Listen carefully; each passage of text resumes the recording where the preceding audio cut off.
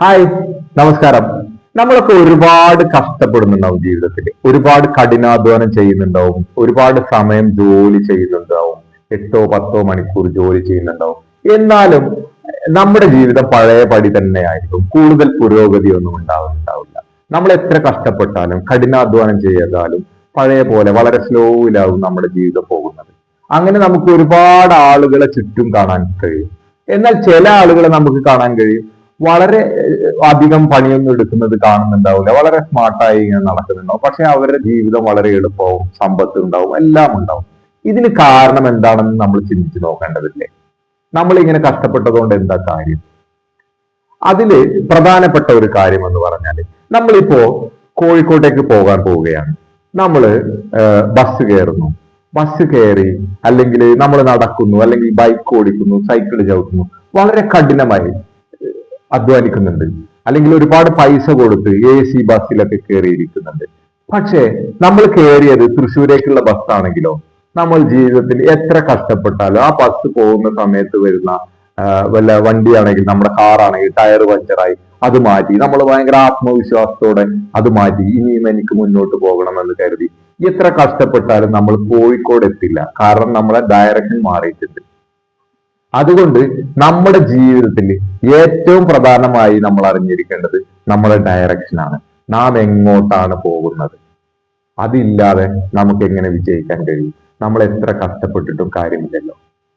ഭൂമിയിൽ, നമ്മുടെ ലോകത്ത് ആളുകള് അംഗീകരിക്കുന്നത് കഠിനാധ്വാനം ചെയ്യുന്നവരെയല്ല, സ്മാർട്ടായി, അതായത് ഒരു ദിശയോടുകൂടി കഠിനമായി അധ്വാനിക്കുന്ന, അല്ലെങ്കിൽ കഠിനമല്ലാതെയും അധ്വാനിക്കുന്ന, വളരെ കുറഞ്ഞ അധ്വാനം നടത്തി ശരിയായ ദിശയിലേക്ക് പോകുന്ന ആളുകളെയാണ് ലോകം അംഗീകരിക്കുന്നതും അവർക്കാണ് ജീവിതത്തിൽ എല്ലാ സൗഭാഗ്യങ്ങളും വരുന്നത്. അതുകൊണ്ട് നമ്മൾ എന്ത് ചെയ്യണം? ആദ്യം നമ്മുടെ ലക്ഷ്യം, അതൊരു മാപ്പ് പോലെയാണ്. നമ്മുടെ യാത്രയുടെ ഓരോ യാത്രയും, അതായത് ഒരു സ്ഥലത്തേക്ക് നിന്ന് മറ്റൊരു സ്ഥലത്തേക്ക് പോകുന്നത് പോലെ നമ്മുടെ തുടക്കത്തിൽ നിന്ന് അവസാനത്തിലേക്ക് പോകുന്ന നമ്മുടെ ജീവിതയാത്രയ്ക്കും ഇതുപോലെ ഒരു മാപ്പ് ആവശ്യമുണ്ട്. ആ മാപ്പ് ശരിയാക്കണമെങ്കിൽ നമ്മൾ ആദ്യം ചെയ്യേണ്ടത് നമ്മുടെ ലക്ഷ്യം നിർണയിക്കുക എന്നതാണ്. ലക്ഷ്യം കൃത്യമായി നിർണയിക്കുക. എങ്ങോട്ടാണ് എനിക്ക് പോകേണ്ടത്? എപ്പോഴാണ് ഞാൻ അവിടെ എത്തേണ്ടത്? രണ്ടാമത്തെ കാര്യം, ഈ ദിവസവും നമ്മൾ പോകുന്ന വഴി നമ്മൾ ചിന്തിക്കുക. ഞാൻ പോകുന്ന വഴി കറക്റ്റ് ആണോ? തെറ്റിയിട്ടുണ്ടോ? ഞാൻ തുടങ്ങുമ്പോൾ ആഗ്രഹിച്ച വഴിയിലൂടെ പോയാൽ തന്നെ അവിടെ എത്തുമോ? അതോ വേറെ ഏതെങ്കിലും നല്ല വഴി കാണുന്നുണ്ടോ? ഈ വഴിയിലേക്കാളും കുറച്ചും കൂടി ഈസി വഴിയുണ്ടോ? ഇങ്ങനെയുള്ള കാര്യങ്ങൾ ചിന്തിച്ച് തെറ്റ് വരുന്നുണ്ടോ എന്ന് ദിവസവും ശ്രദ്ധിക്കുക. ഒരു ഡ്രൈവർ പോവുകയാണെങ്കിൽ ഇടക്ക് മാപ്പ് നോക്കി വഴി തെറ്റിയോ, അല്ലെങ്കിൽ ആളുകളോട് ചോദിച്ചാണ് പോവുക. അപ്പൊ അതുകൊണ്ട് അത് മനസ്സിലാക്കുക. മൂന്നാമത്തെ കാര്യം, ഏറ്റവും അധികം ആളുകൾ മിസ്റ്റേക്ക് ചെയ്യുന്ന ഒരു കാര്യമാണ്, പ്രത്യേകിച്ച് ബിസിനസ്സിലൊക്കെ ആണെങ്കിൽ, അല്ലെങ്കിൽ പഠനത്തിലാണെങ്കിൽ. നമ്മൾ പോകുന്ന വഴിക്ക് നമ്മൾ വഴി തെറ്റി ബസ് മാറി കയറി എന്ന് മനസ്സിലായാൽ നമ്മൾ 50 രൂപ കൊടുത്തിട്ട് തൃശ്ശൂരേക്കാണ് ബസ് കയറിയത്. ആ 50 രൂപ മുതലാക്കാൻ വേണ്ടി തൃശ്ശൂർ എത്തുന്നവരെ നമ്മൾ ഇരിക്കേണ്ടതുണ്ടോ? അതാണ് നമ്മൾ ചെയ്യുന്ന വലിയ മിസ്റ്റേക്ക്. അതിപ്പോ ഒരു കോളേജിൽ പഠിക്കാൻ ചേർന്നു, ഒരു ഫീസ് കൊടുത്തിട്ട് നമുക്ക് തോന്നുകയാണ് ഇത് എന്നെ ജീവിതത്തിൽ എവിടേക്കും എത്തിക്കില്ല. അപ്പോൾ നമ്മൾ ചെയ്യേണ്ടത് 3-4 വർഷം ഫീസ് മുതലാക്കാൻ വേണ്ടി പഠിക്കുകയല്ലല്ലോ, ഉടൻ കോഴ്സ് നിർത്തി അടുത്ത നല്ല കോഴ്സിന് പോകണം. ആ പൈസ പോട്ടെ എന്ന് വരെ വെച്ച് നമ്മൾ പോകേണ്ടി വരും. ബസ്സിലാണെങ്കിൽ ആ പൈസ ബസ് അതുവരെ എത്തുന്നതിന് മുമ്പ് ഇടയ്ക്ക് വെച്ച് ഇറങ്ങി അടുത്ത ബസ്സിൽ കയറി തിരിച്ചു വരേണ്ടതുണ്ട്. ബിസിനസ് ആണ് ചെയ്യുന്നതെങ്കിൽ ആ ബിസിനസ് ഏതുവരെ നഷ്ടത്തിൽ പോയോ അവിടെ നിർത്തി ആ നഷ്ടം പോട്ടെ എന്ന് വെച്ച് കണ്ടിന്യൂ ചെയ്യണം.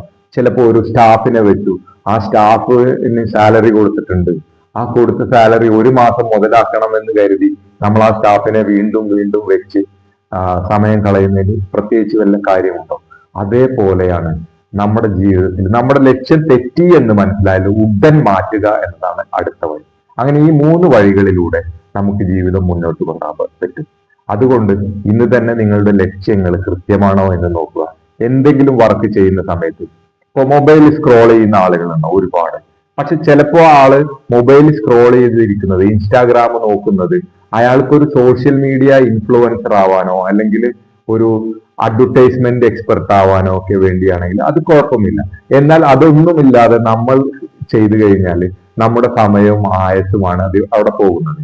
അതുകൊണ്ട് നമ്മൾ ചെയ്യുന്ന ഓരോ പ്രവൃത്തിയും ചെയ്യുന്നതിന് മുമ്പ് നമ്മൾ ആലോചിക്കുക, അല്ലെങ്കിൽ ചെയ്തു കൊണ്ടിരിക്കുമ്പോൾ നമ്മൾ ആലോചിക്കുക, ഈ പ്രവൃത്തി എന്നെ എന്റെ യഥാർത്ഥ ലക്ഷ്യത്തിലേക്ക് ഒരു പടി കൂടി അടുപ്പിക്കുമോ എന്ന് നോക്കുക. അത് അങ്ങനെ ഇല്ല എന്നാണ് ഉത്തരമെങ്കിൽ ഉടൻ അത് നിർത്തി നമ്മുടെ ലക്ഷ്യത്തിലേക്ക് നീങ്ങാൻ ശ്രമിക്കുക. അങ്ങനെ മാത്രമേ നമുക്ക് ലക്ഷ്യത്തിലെത്താൻ കഴിയൂ. അല്ലാതെ ഈ വഴി എത്തില്ല എന്ന് നമ്മൾ മനസ്സിലാക്കി വീണ്ടും അത് തന്നെ ചെയ്തിരുന്നാൽ നമ്മുടെ സമയവും ജീവിതവും നഷ്ടപ്പെടുക മാത്രമേ ചെയ്യൂ. അതുകൊണ്ട് ലോകം ശരിയായ രീതിയിൽ സ്മാർട്ടായി അധ്വാനിക്കുന്ന ആളുകളെയാണ് ഇഷ്ടപ്പെടുന്നത് എന്ന് മനസ്സിലാക്കിക്കൊണ്ട് അങ്ങനെ ജീവിതത്തിൽ പ്രവർത്തിച്ച് മുന്നേറാൻ ശ്രമിക്കുക.